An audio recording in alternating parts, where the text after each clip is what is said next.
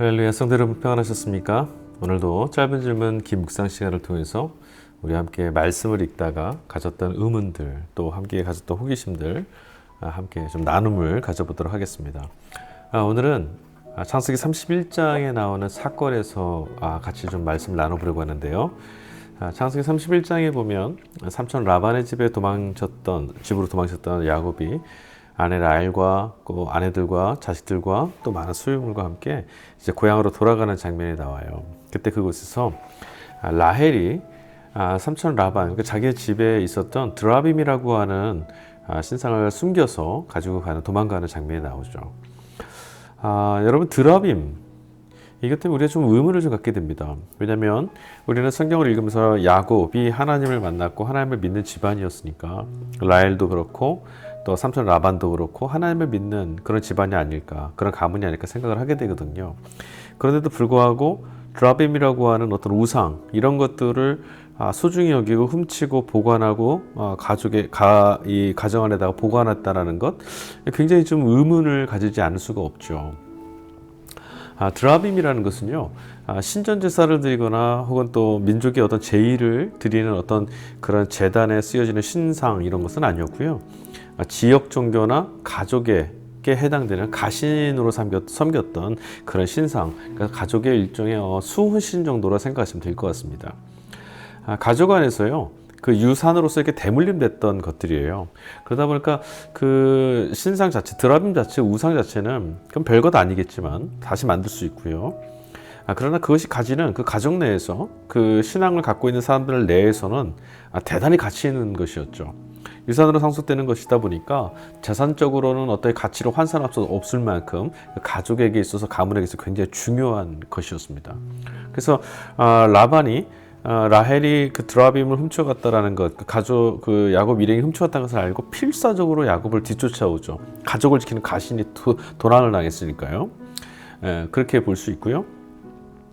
우상이라는 것, 앞서 말씀드렸지만 대신 또 다른 것으로 이렇게 만들어내고 대체할 수 있지만, 그것이 가지고 있는, 또 그것을 믿고 있는 사람들의 어떤 믿음이나 시적 권위 같은 것들은 대체할 수가 없는 것이죠. 만들어낼 수 없죠.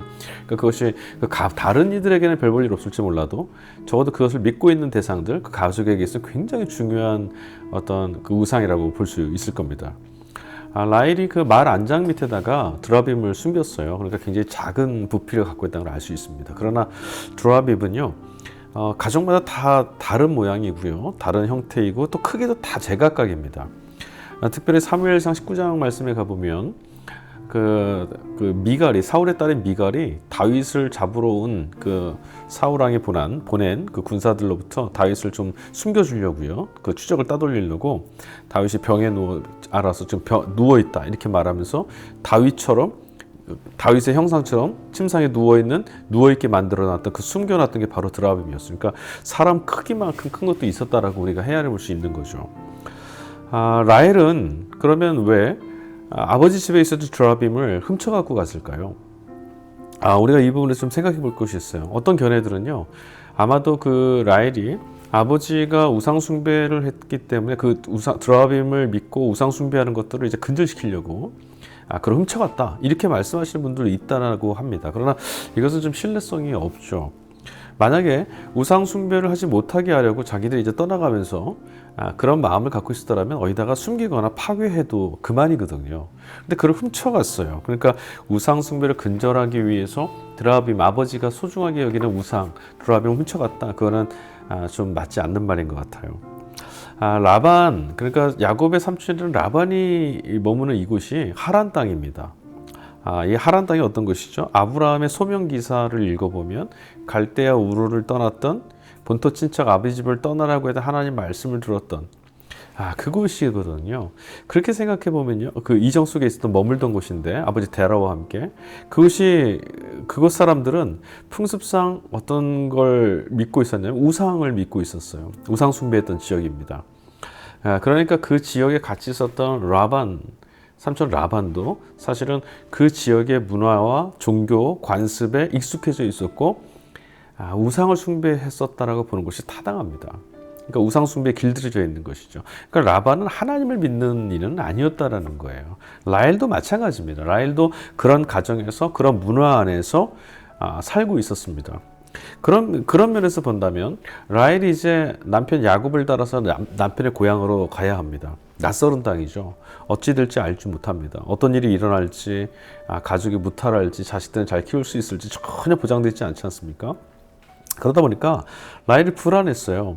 그래서 아버지 라반, 그 우리 가족을 지켰던 수호신을 훔쳐가고 싶었죠. 그 드라빔을 가지고 가는 한 우리 가정이 그곳에서도, 낯설은 그 땅에서도 평안하고 안정적으로 살 수 있을 것이다. 우상 숭배의 그 드라빔의 위력과 어떤 신적 권위를 신뢰했던 겁니다. 믿었던 거죠. 그러나 여러분, 우리는 알고 있습니다. 드라빔이라고 하는 우상은 절대로 우리들의 내일, 우리들의 오늘, 우리들의 생명, 우리들의 안위 지켜줄 수 없습니다. 우상일 뿐이죠.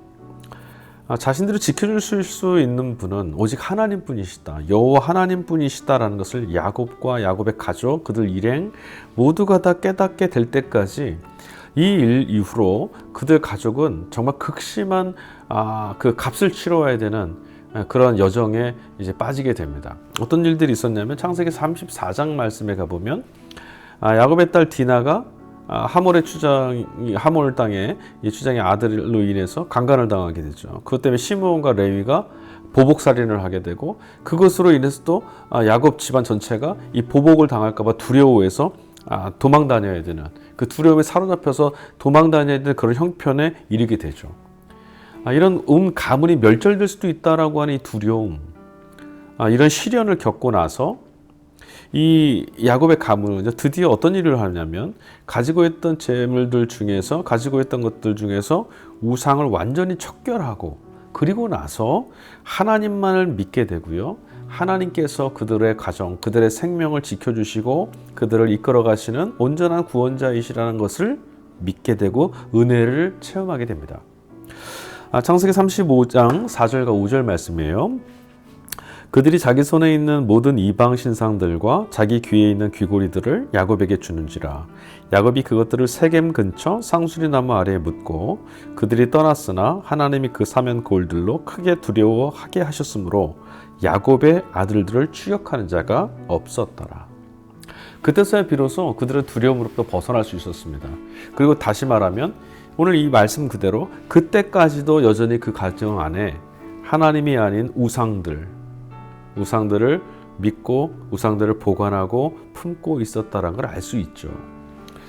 사랑하는 성도 여러분, 드라빔이라고 하는 이 성경에 나타나는 이런 그 우상들, 또 각 가정 안에, 또 민족 안에, 이스라엘 공동체 안에서 가끔 가다 보면 하나님과 우상을 겸하는 것 같은 또 여러 가지 우상들이 등장하는 장면이 나옵니다. 그때 이 라헬의 이 대목에서 우리가 했던 것처럼 뭐 라반도 하나님을 믿는, 또 라헬도 하나님을 믿는 가정이니까 라고 하는 이 오류 속에서 이 말씀을 읽으면 해석이 안 되거든요. 그들은 하나님을 오해하고 있었어요. 이스라엘 백성 안에서도요, 유일신, 하나님에 대한 유일신 신앙이 자리 잡기까지는 상당히 오랜 기간이 성경 안에서도 소요가 됩니다. 이런 것들을 좀 분리해서 구별해서 읽어나갈 수 있어야 됩니다. 그러기 위해서는 면밀하고 또 자세하게 읽는 성경 독서법이 필요하고요.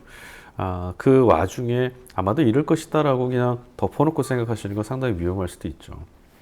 어쨌든 여러분, 오늘 말씀 드라빔은 하나님이 아니고요, 우상이 맞고요.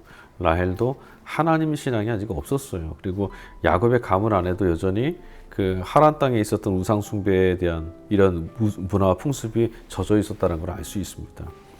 여러분, 오늘 이 말씀을 통해서 우리의 인생과 삶을 주장하시고 우리를 구원하실 수 있는 참 하나님 어떤 분이신지, 우리의 주님이 어떤 분이신지 다시 한번 주목하고 우리 인생을 누구에게 의탁하며 살아가야 할지를 점검해 보실 수 있는 그런 시간 될 수 있기를 간절히 바랍니다. 날씨가 무더워지고 있습니다. 영육간에 강건하시고요. 우리 또 다른 시간에 다른 어떤 테마를 가지고, 이슈를 가지고 다시 한번 뵙도록 하겠습니다. 감사합니다.